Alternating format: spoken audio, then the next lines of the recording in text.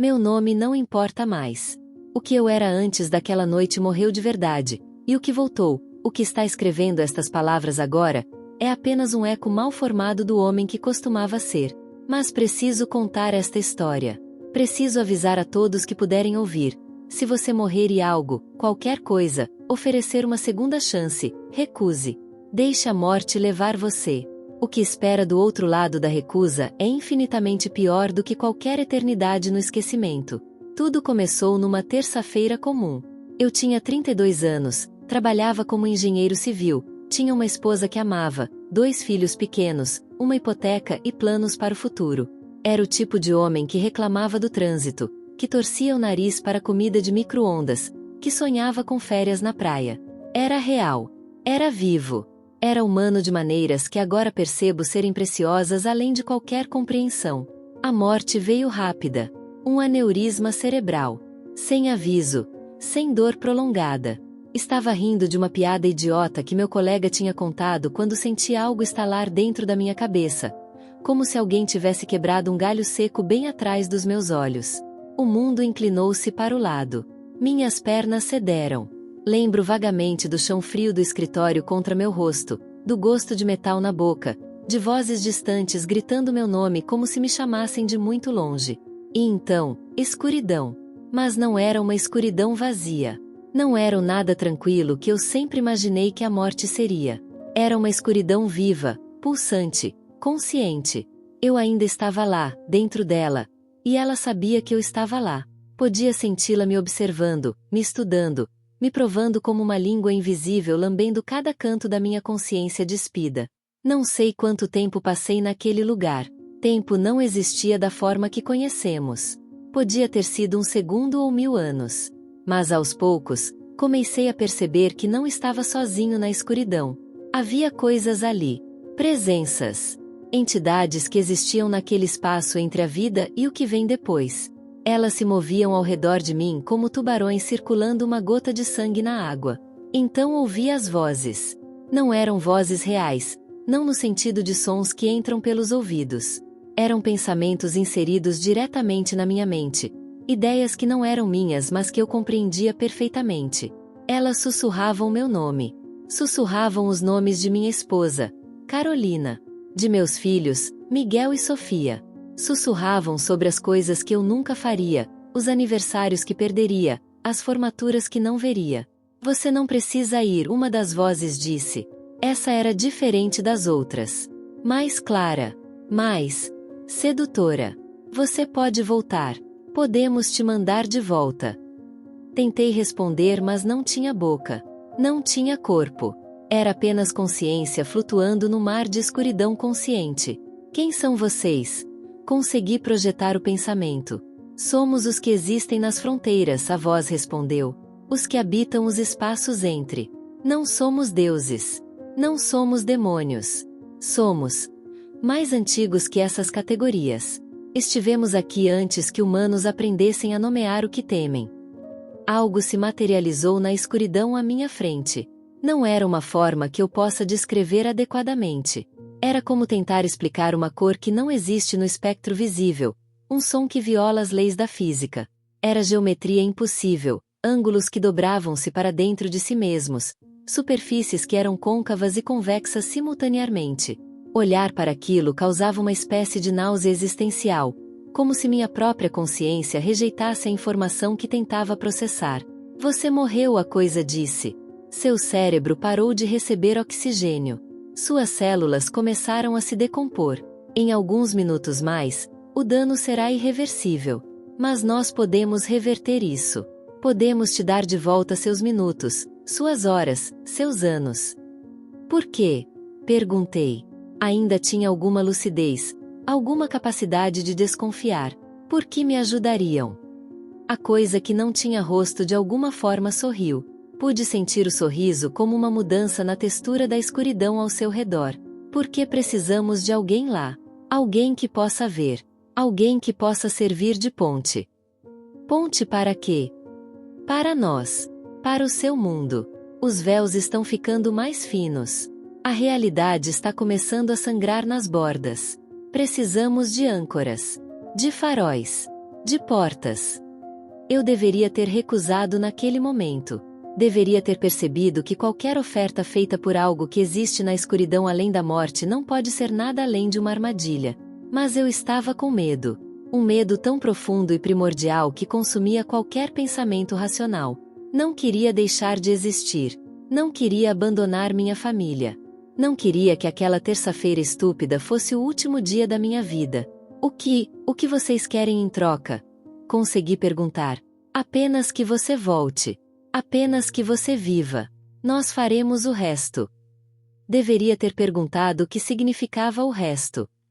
Deveria ter exigido termos claros, garantias, explicações. Mas o medo era muito grande. A escuridão estava começando a me esmagar, a me dissolver. Podia sentir pedaços de mim mesmo começando a se desprender, memórias evaporando como água numa chapa quente. Sim, disse. Por favor. Eu quero voltar. A coisa na escuridão estendeu algo em minha direção. Não era exatamente uma mão, mas servia a mesma função. Era uma protrusão de ângulos impossíveis e superfícies que doíam de olhar. Então aceite nosso presente, ela disse. Volte para a sua vida. Volte para seus amados. E deixe-nos entrar junto com você. Antes que eu pudesse mudar de ideia, antes que pudesse compreender totalmente o que aquelas palavras significavam, a coisa me tocou. A dor foi absoluta. Era como se cada átomo do meu ser não corpóreo estivesse sendo reescrito, reconfigurado, violado em seu nível mais fundamental. Gritei sem boca, me contorci sem corpo, morri sem estar vivo. E então, como um elástico sendo solto depois de esticado ao máximo, fui arremessado de volta. Acordei no hospital. Os médicos estavam ao redor da minha cama, rostos iluminados por surpresa e confusão. Depois me disseram que eu tinha estado clinicamente morto por quase 9 minutos. Disseram que era um milagre. Que meu coração tinha simplesmente voltado a bater sozinho. Que minhas funções cerebrais tinham se restaurado sem qualquer intervenção médica. Carolina estava lá, segurando minha mão, lágrimas escorrendo pelo rosto. Miguel e Sofia não podiam entrar na UTI, mas eu podia ouvi-los chorando no corredor. Eu estava de volta. Eu estava vivo. Eu tinha conseguido. Nos primeiros dias, quase consegui acreditar que tinha sido realmente um milagre. Os médicos não tinham explicação para minha recuperação. Fizeram exames após exames, mas meu cérebro mostrava nenhum dano significativo do aneurisma. Era como se meu corpo tivesse se curado sozinho, revertendo o impossível. Mas eu sabia a verdade. Eu lembrava do acordo. E mais importante, eu podia sentir que não tinha voltado sozinho. A primeira vez que percebi foi 3 dias depois de acordar. Estava sozinho no quarto do hospital à noite, tentando dormir, quando senti algo se mover dentro de mim. Não no meu estômago ou intestinos. Mais profundo. Como se algo estivesse se acomodando em camadas de mim que não deveriam ser capazes de conter nada físico. Abri os olhos e vi minha sombra na parede, projetada pela luz fraca do corredor que entrava pela janela da porta. Mas minha sombra estava se movendo errado. Estava se contorcendo, se dobrando em ângulos que não correspondiam aos movimentos do meu corpo. Por um momento, juro que vi algo dentro dela. Olhos. Dezenas de olhos se abrindo e fechando na escuridão bidimensional da minha própria silhueta. Gritei. Uma enfermeira veio correndo. Quando ela acendeu a luz, minha sombra estava normal novamente. Ela achou que eu tinha tido um pesadelo, uma reação comum em pacientes que passaram por trauma cerebral. Me deu um sedativo suave. Eu não contei a ela o que realmente tinha visto. Fui liberado do hospital uma semana depois. Voltei para casa, para minha família, para minha vida. Mas as coisas nunca mais foram as mesmas. Eu não era mais o mesmo. Comecei a ver coisas. Não o tempo todo. Não de forma óbvia. Eram vislumbres, lampejos de algo errado na borda da minha visão. Quando olhava para espelhos, às vezes via meu reflexo se mover uma fração de segundo antes ou depois de mim. Quando estava sozinho em um quarto, sentia presenças. Ouvia respirações que não eram minhas. As sombras eram o pior. Todas as sombras. Não apenas a minha. Comecei a notar que elas se comportavam de formas sutilmente erradas. A sombra de uma cadeira se esticaria alguns centímetros além do que deveria. A sombra de Carolina às vezes tinha 6 dedos em vez de 5. As sombras dos meus filhos ocasionalmente mostravam contornos de algo agachado sobre seus ombros. Tentei ignorar. Tentei racionalizar. Talvez fosse dano cerebral residual, disseram os médicos quando finalmente mencionei as alucinações visuais. Me mandaram para um neurologista, que me mandou para um oftalmologista, que não encontrou nada errado. Me prescreveram antipsicóticos fracos. Não fizeram diferença. As coisas que eu via não estavam na minha cabeça. Estavam lá fora, no mundo, reais e famintas. Então comecei a sonhar com um lugar escuro. Toda noite, assim que fechava os olhos. Eu estava de volta àquela escuridão consciente. Mas agora eu podia ver mais. Podia ver as formas que habitavam ali, as geometrias impossíveis deslizando através de dimensões que minha mente não conseguia processar completamente. E elas me viam de volta. Elas me cumprimentavam como a um velho amigo, como a uma porta aberta. Você está indo bem, as vozes sussurravam. Você está deixando a luz entrar. Continue. Continue existindo. Continue sendo nossa ponte. Uma noite, 3 meses depois de voltar, acordei e minha mão direita não era minha. Parecia normal à primeira vista, mas quando tentei movê-la, ela se moveu de forma errada. Os dedos se dobraram em ângulos que ossos humanos não deveriam permitir. E por um momento horrível e cristalino, eu podia sentir algo mais dentro da minha mão. Algo que estava aprendendo a usar meus tendões como um homem aprende a usar luvas. Gritei e sacudi o braço violentamente. Carolina acordou assustada ao meu lado. Quando olhei de novo para minha mão, ela estava normal. Mas eu tinha sentido algo que não era eu habitando brevemente minha própria carne. As coisas pioraram rapidamente depois disso. Comecei a perder tempo. Despertava em lugares sem lembrar de ter ido até lá. Uma vez acordei no porão às 3 da manhã, completamente nu, com símbolos desenhados nas paredes com algo que parecia carvão mas cheirava a carne queimada. Não lembrava de ter descido. Não lembrava de ter desenhado nada. Mas minhas mãos estavam pretas. Carolina começou a ter medo de mim. Eu podia ver nos olhos dela. Ela tentava esconder, tentava ser a esposa solidária cuidando do marido que tinha passado por um trauma, mas eu via. Via como ela se afastava ligeiramente quando eu entrava num cômodo. Como ela colocava-se entre mim e as crianças de forma protetora. Como ela checava se eu tinha tomado meus remédios. As crianças sentiam também. Miguel, que tinha 7 anos, começou a ter pesadelos. Ele desenhava coisas estranhas na escola. Formas que nenhuma criança deveria ser capaz de conceitualizar. A professora ligou, preocupada. Mostrou-nos os desenhos. Eram as mesmas geometrias impossíveis que eu via nos meus sonhos. As mesmas formas que habitavam a escuridão além da morte. Papai me mostrou, Miguel disse quando perguntamos. Papai me mostra elas quando dorme. Elas vêm do lugar onde papai foi. Tentei me afastar da família. Achei que se eu mantivesse distância, se eu não dormisse perto deles, as coisas que eu tinha trazido comigo não poderiam alcançá-los. Comecei a dormir no sofá. Depois no carro na garagem. Mas não fazia diferença. Onde quer que eu fosse, aquelas coisas me seguiam. E através de mim, elas estavam começando a sangrar para o mundo real. Comecei a ver outras pessoas que tinham voltado. Podia reconhecê-las instantaneamente. Havia algo nos olhos delas, uma qualidade de escuridão que não deveria estar lá. Elas me olhavam de volta e eu sabia que elas sabiam. Todos nós tínhamos feito o mesmo acordo. Todos nós tínhamos aceitado voltar sem entender o preço. Tentei falar com um deles uma vez. Um homem velho num parque, sentado sozinho num banco. Sua sombra tinha tentáculos. Aproximei-me dele. Você também morreu, eu disse. Não era uma pergunta. Ele me olhou com olhos que tinham visto a mesma escuridão que eu. Há 15 anos, ele respondeu. Ataque cardíaco. Me ofereceram uma segunda chance. Eu era jovem. Eu era tolo. O que eles querem de nós? Ele riu, mas era uma risada sem humor, cheia de desespero e loucura mal contida. Eles querem passar.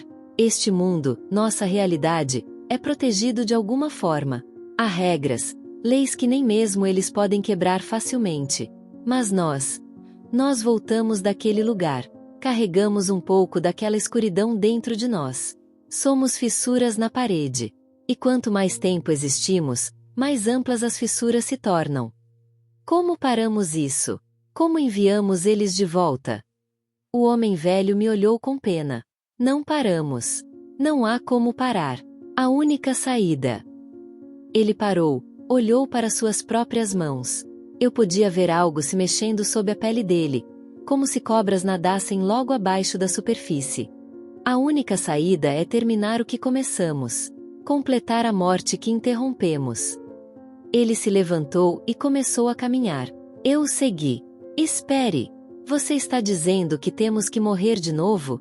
Definitivamente. Ele parou e se virou para mim. Seu rosto, por um momento, não era seu rosto. Era uma massa de olhos e bocas, tudo se abrindo e fechando em desincronização horrível.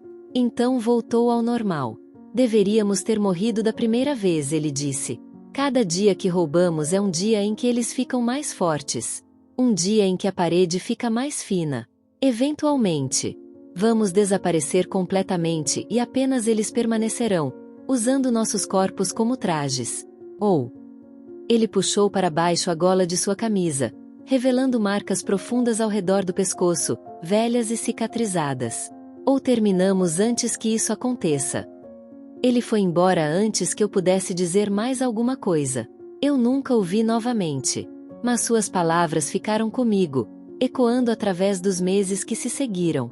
As coisas dentro de mim ficaram mais ousadas.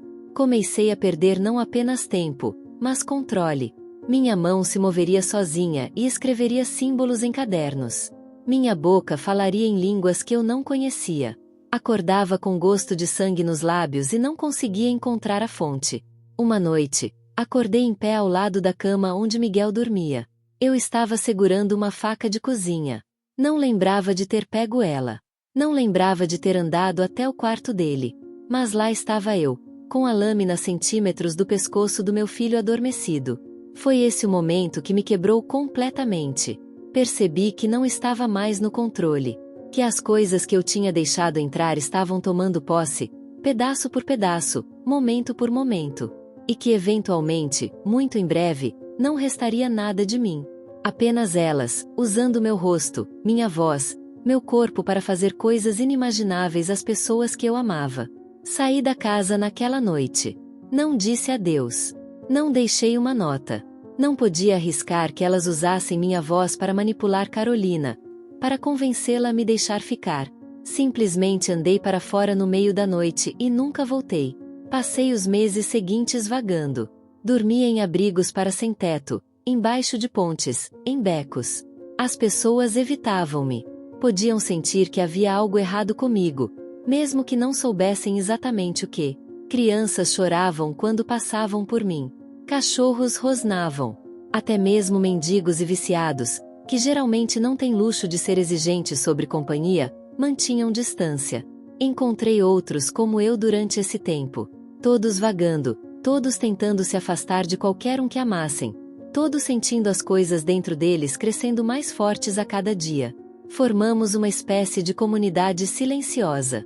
Nos reconhecíamos nas ruas. Trocávamos olhares cheios de compreensão mútua e desespero compartilhado. Um deles, uma mulher chamada Sarah que tinha voltado depois de uma overdose, me contou que tinha tentado se matar 3 vezes depois de voltar. Cada vez, algo intervinha. A corda se rompia. A arma falhava. As pílulas eram vomitadas. As coisas dentro dela não a deixariam morrer. Não até que tivessem terminado com ela. Eles precisam que estejamos vivos, ela disse. Nossos corpos são as embarcações deles. Se morrermos antes que eles estejam prontos, eles perdem o investimento. Então eles nos mantêm vivos, não importa o quanto tentemos escapar. Mas Sarah estava errada sobre uma coisa. Havia uma forma. Apenas uma. E o homem velho no parque tinha insinuado ela. Tínhamos que completar a morte original. Não podia ser uma nova morte, uma morte diferente.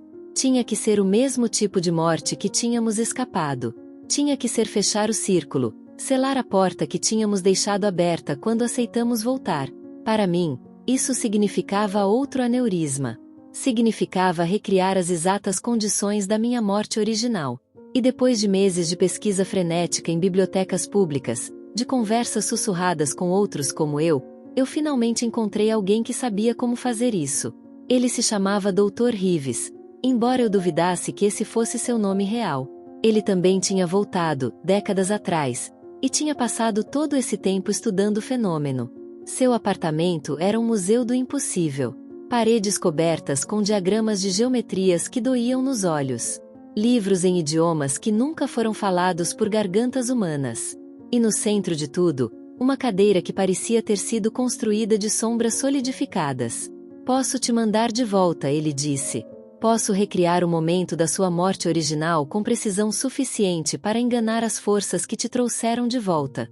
Mas você tem que entender, uma vez que você vá, não há retorno desta vez. Não haverá ofertas na escuridão. Não haverá acordos. Você simplesmente deixará de existir. Eu sei, eu disse. E eu sabia. Tinha pensado em nada além disso por meses.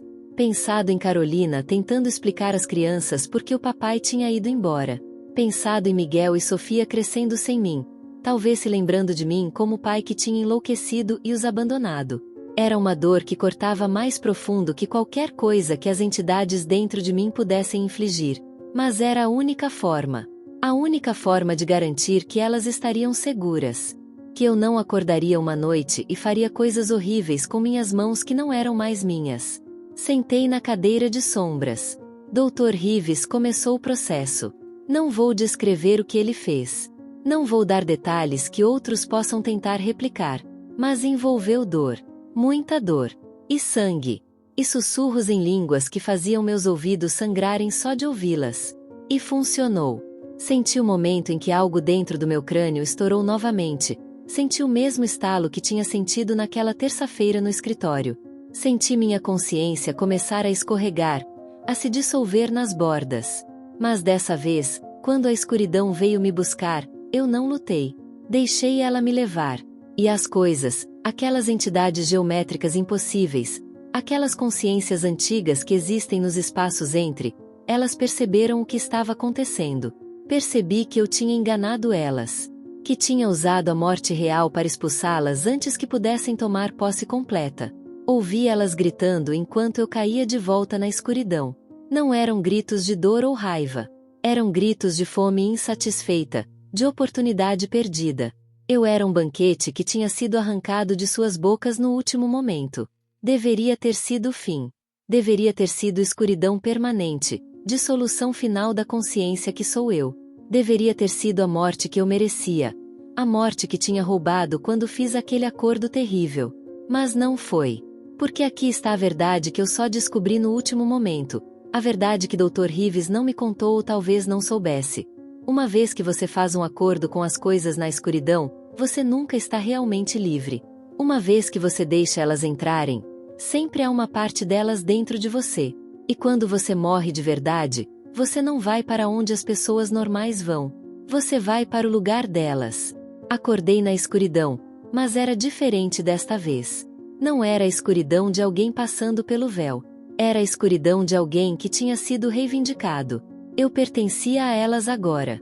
Minha consciência, tudo o que eu era, tinha se tornado propriedade das entidades entre mundos. E aqui é onde eu moro agora. Neste lugar sem tempo, sem espaço, sem nada exceto escuridão consciente e hambriento e as coisas que a habitam. Elas me mantêm aqui. Me estudam. Me usam como usam todos que fizeram acordos e depois tentaram escapar. Sou uma peça na coleção delas, um troféu, uma lembrança de que não há fuga do que foi prometido. Às vezes, elas me deixam ver através. Me deixam espiar de volta no mundo dos vivos. Vi Carolina eventualmente conhecer alguém novo. Vi Miguel e Sofia crescerem. Vi-os se tornarem adolescentes, depois adultos. Vi-os terem suas próprias famílias. Vi-os esquecerem lentamente o homem que eu costumava ser. E vi outras pessoas morrerem. Vi as entidades se aproximarem delas na escuridão. Vi-as fazerem as mesmas ofertas que fizeram para mim. É por isso que estou escrevendo isto. Não estou realmente escrevendo. Não tenho mãos aqui. Mas às vezes, quando as entidades estão distraídas, Quando sua atenção se volta para novas vítimas em potencial, eu consigo empurrar pensamentos através das fissuras. Consigo sussurrar através das rachaduras na realidade. Consigo alcançar pessoas que estão prestes a morrer, pessoas que estão no limite, pessoas que em breve estarão na escuridão ouvindo aquelas vozes sedutoras. E tento avisá-las. Tento fazer com que entendam. Se você morrer e algo oferecer uma segunda chance, recuse. Não importa o quanto você ame a vida. Não importa quem você esteja deixando para trás. Não importa o quanto você tenha medo do esquecimento. Recuse. Porque o preço de aceitar não é apenas sua alma. Não é apenas sua eternidade. É tudo que você é, tudo que poderia ser, tudo que ama. É se tornar uma ferida na realidade, uma porta para coisas que não deveriam poder entrar em nosso mundo. É perder-se pedaço por pedaço enquanto observa, impotente dentro de sua própria carne, enquanto seu corpo é usado para propósitos que você não pode compreender. E quando finalmente acabar, quando elas terminarem com você, você não descansa. Você não encontra paz. Você simplesmente se torna parte delas, mais uma consciência aprisionada na escuridão eterna, mais uma voz sussurrando advertências que ninguém vai ouvir. Eu vejo você agora. Sim, você que está lendo isto. Posso sentir sua presença através das palavras. E posso sentir as entidades notando você também. Elas sempre procuram novos candidatos, novas portas em potencial. E o simples ato de ler estas palavras, de compreender o que aconteceu comigo, criou uma conexão tênue entre você e o lugar onde estou. Não entre em pânico. A conexão é fraca. Você ainda é protegido pelas leis que governam sua realidade. Mas se você morrer, se você encontrar-se naquela escuridão que fica entre a vida e o que vem depois, você vai ouvir as vozes. E elas vão saber seu nome. E vão fazer a oferta. Quando isso acontecer, lembre-se de mim. Lembre-se desta história. Lembre-se que há coisas piores do que a morte. E recuse. Por favor, recuse. Porque eu não posso suportar ver mais alguém acabar aqui, neste lugar onde eu estou, neste limbo de fome e escuridão. Não posso suportar saber que minhas palavras não foram suficiente para salvar você. A escuridão está crescendo mais forte. As entidades estão ficando mais impacientes. Elas conseguem sentir que estou empurrando através das fissuras, tentando avisar. Elas vão me silenciar em breve, me puxar de volta para as profundezas onde nem mesmo pensamentos podem escapar. Mas antes que isso aconteça, antes que eu seja forçado de volta ao silêncio eterno, preciso te contar uma última coisa. A pior parte de tudo isso. As entidades me mostraram algo. Nos momentos em que querem ser particularmente cruéis, elas me deixam ver a verdade completa. E a verdade é esta: não importa quantas pessoas eu avise, não importa quantos sussurros eu empurre através das rachaduras, alguém sempre aceita a oferta. Sempre. Porque o medo da morte é primordial. É construído em cada fibra do nosso ser. E quando confrontados com a extinção final, quando sentindo a consciência começar a se dissolver no vazio, a maioria das pessoas vai agarrar qualquer tábua de salvação oferecida, não importa a fonte. Eu fiz isso. O homem velho no parque fez isso. Sarah fez isso. Dr. Reeves fez isso. Todos nós, quando chegou o momento da verdade, quando estávamos realmente morrendo, escolhemos a promessa de mais vida sobre o desconhecido da morte. E agora todos nós estamos aqui, em um grau ou outro. Alguns ainda nos estágios iniciais, ainda acreditando que podem controlar o que deixaram entrar. Alguns já totalmente consumidos, suas consciências aprisionadas dentro de corpos que não controlam mais. E alguns, como eu, já completamente reivindicados, existindo apenas como ecos na escuridão, alertas que ninguém vai ouvir até que seja tarde demais. As entidades estão rindo agora. Podem sentir que estou terminando esta mensagem. O riso delas não é som. É uma vibração que passa através de todas as camadas da realidade. Uma frequência que faz almas sangrarem. Elas estão satisfeitas. Cada palavra que escrevo, cada aviso que dou, paradoxalmente serve ao propósito delas. Porque quanto mais pessoas souberem sobre elas, mais pessoas vão pensar nelas quando morrerem. E pensamento é atenção. Atenção é conexão. Conexão é convite. Eu fui tolo ao achar que podia ajudar. Mas ainda assim, tenho que tentar. Porque dentro desta prisão de escuridão consciente, a única coisa que me mantém ligado a quem eu era, a única fagulha de humanidade que ainda possuo, é a esperança de que talvez, apenas talvez, uma pessoa ouça. Uma pessoa recuse quando chegar o momento. Uma pessoa escolha a morte verdadeira sobre a existência contaminada que me foi dada. Deixe-me te contar sobre os outros que estão aqui comigo. Porque não estou sozinho neste lugar. A escuridão está cheia de nós. Centenas, talvez milhares de consciências aprisionadas. Todas que fizeram o mesmo erro que eu fiz. Todos que acharam que poderiam enganar as entidades. Que poderiam aceitar a vida sem pagar o preço total. Há um homem aqui que morreu em 1347, durante a peste negra. Ele voltou, viveu mais 30 anos aterrorizando sua aldeia com coisas que vazavam dele. Eles o queimaram como bruxo eventualmente, mas não antes dele espalhar algo para dezenas de outras pessoas. Ele me conta, nos raros momentos em que as entidades nos permitem comunicar entre nós, que pode ver sua linhagem. Pode ver cada descendente que carrega uma partícula daquilo que ele trouxe de volta. Gerações de pessoas ligeiramente marcadas, ligeiramente abertas às coisas na escuridão. Há uma mulher que morreu por apenas segundos em uma mesa de cirurgia em 2003. Ela recusou a oferta inicialmente. Mas as entidades são pacientes. Elas a deixaram sentir o esquecimento começando, deixaram ela experimentar o nada absoluto, e então fizeram a oferta novamente. E no horror de se sentir desaparecer, ela mudou de ideia. Ela aceitou. Viveu apenas mais 2 anos antes que as coisas dentro dela consumissem completamente. Mas esses 2 anos foram suficientes. Ela teve uma filha nesse período. E aquela criança, agora adulta, carrega algo dentro dela. Algo esperando. Algo que será ativado se ela também morrer e aceitar voltar.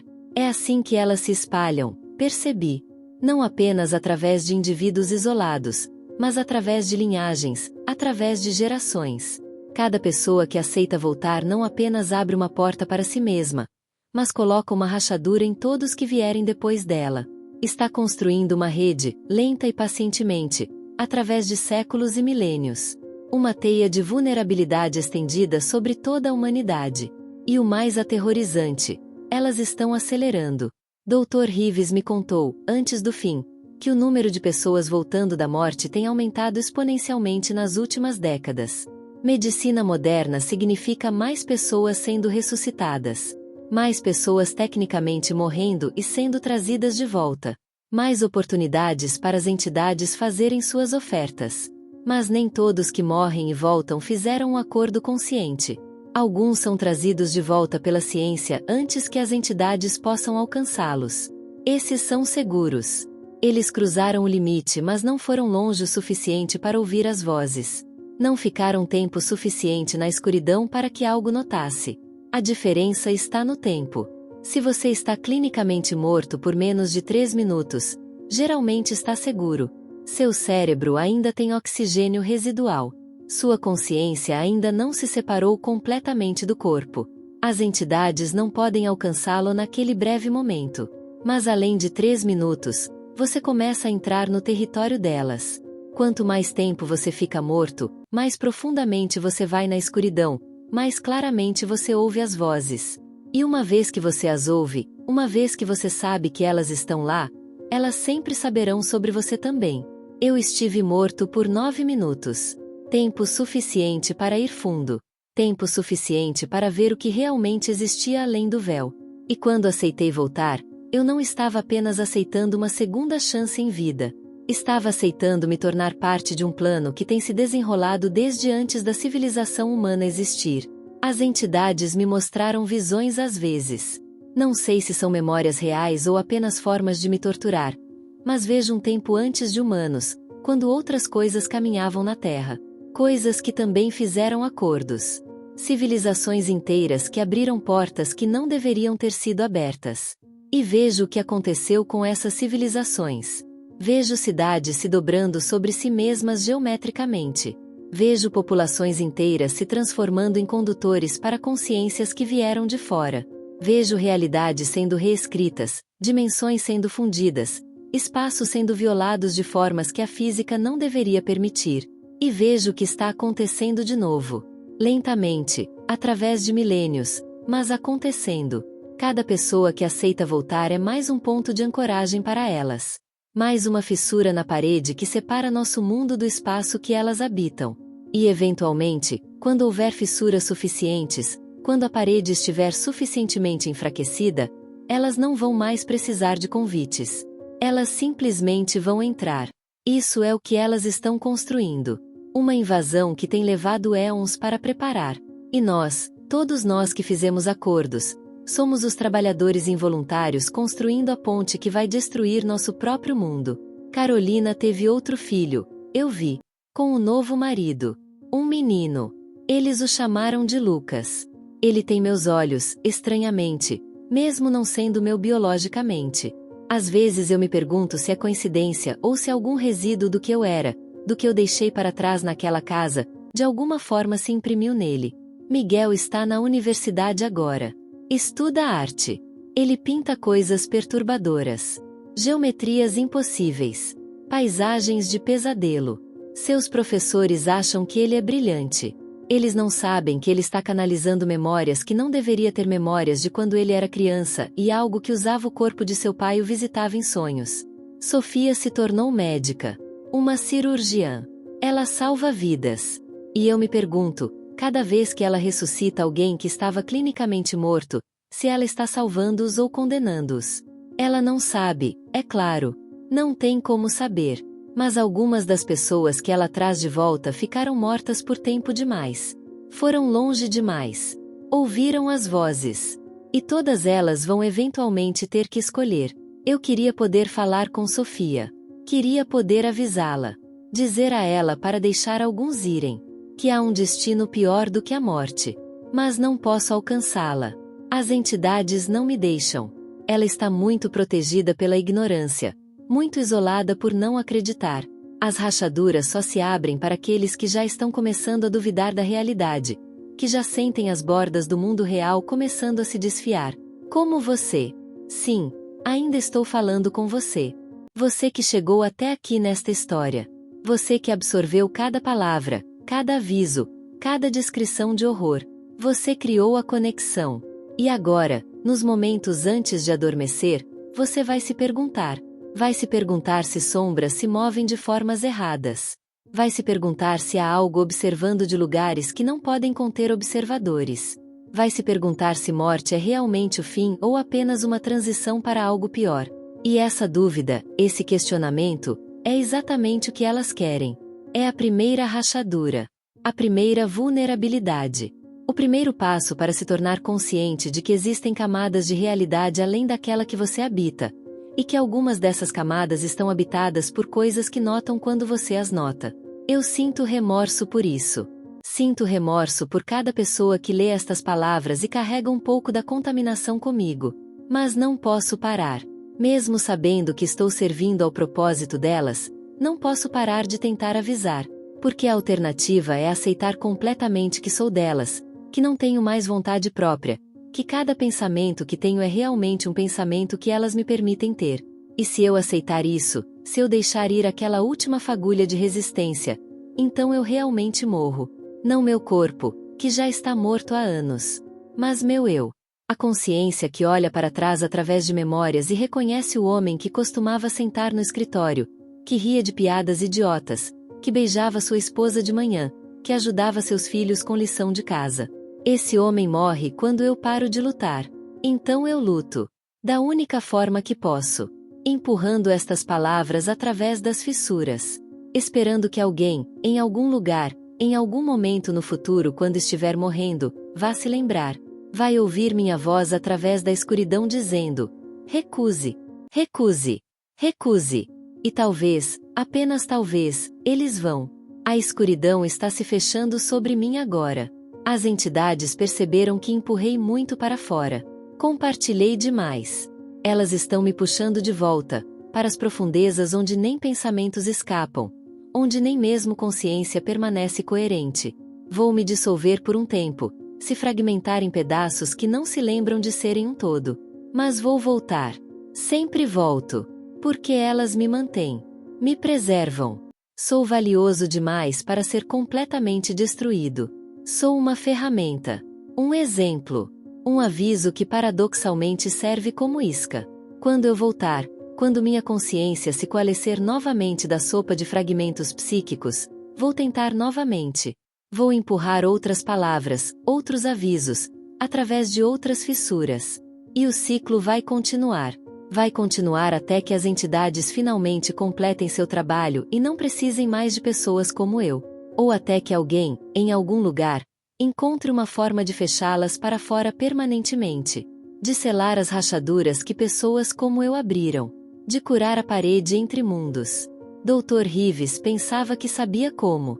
Ele estava trabalhando em algo nos anos finais antes de completar sua própria morte.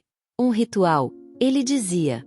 Algo que poderia reverter não apenas uma conexão individual, mas todas elas simultaneamente. Algo que fecharia todas as portas de uma vez. Ele nunca terminou. As entidades perceberam o que ele estava fazendo e o puxaram para o vazio antes que pudesse completar o trabalho. Mas seus papéis ainda estão lá, no apartamento dele, escondidos em lugares que apenas alguém como nós saberia procurar. Padrões escondidos em sombras. Fórmulas escritas em deterioração e poeira. Conhecimento codificado em formas que não podem ser entendidas por mentes que nunca tocaram a escuridão. Se você é um daqueles que voltou, se você lê isto e reconhece a si mesmo nas minhas palavras, procure esses papéis. Termine o que Dr. Rives começou. Talvez você possa fazer o que eu falhei em fazer. Talvez você possa salvar não apenas a si mesmo, mas todos nós que estamos presos aqui, e todos que ainda virão. Mas se você é normal, se você nunca morreu, se você ainda é inteiro e completo e humano, então apenas lembre. Apenas carregue estas palavras em algum canto de sua mente. E quando sua hora chegar, quando você sentir a escuridão chegando para buscá-lo, quando ouvir as vozes fazendo suas ofertas sedutoras de mais tempo, mais vida, mais chances. Pense em mim. Pense no homem que era engenheiro civil, que tinha uma esposa chamada Carolina e 2 filhos chamados Miguel e Sofia. Pense no homem que ria de piadas idiotas e reclamava do trânsito e sonhava com férias na praia. Pense no homem que fez uma escolha em um momento de medo e passou o resto de sua existência pagando por ela. E então, com toda a coragem que você puder reunir, olhe para aquelas entidades impossíveis na escuridão e diga a elas: não. Apenas isso. Apenas não. E deixe a morte real, a morte verdadeira, a morte que é fim e paz e esquecimento, te levar para onde você deveria ir, para onde eu deveria ter ido, para onde todos nós deveríamos ir quando nosso tempo acaba. Porque o que vem depois da morte verdadeira pode ser o nada. Mas o que vem depois de aceitar a oferta delas é algo infinitamente pior. Esta é a última coisa que posso te dizer antes de ser puxado de volta.